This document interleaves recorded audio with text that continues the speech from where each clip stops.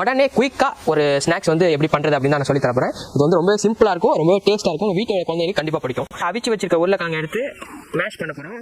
நீங்கள் இந்த மாதிரி உங்கள் வீட்டில் கேட்கிறது வச்சுருப்பீங்களா, அதில் கூட நீங்கள் வந்து பண்ணிக்கலாம். ஏன்னா கரண்டியில் மேஷ் பண்ணால் சில இடத்துல கட்டி விடுவோம், அதுக்காண்டி தான் நம்ம இதில் பண்ணுறோம். நீங்கள் கரண்டியில் பண்ணாலும் பண்ணிக்கலாம். நம்ம துருவியாச்சு.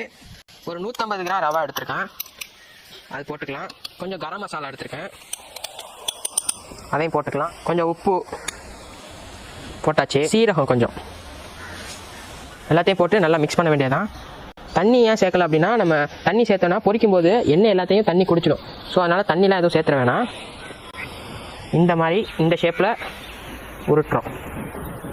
நம்ம எல்லாத்தையும் ரெடி பண்ணி வச்சுட்டோம். இப்போ எண்ணெயில் போட்டு பொரிக்க வேண்டியதான்.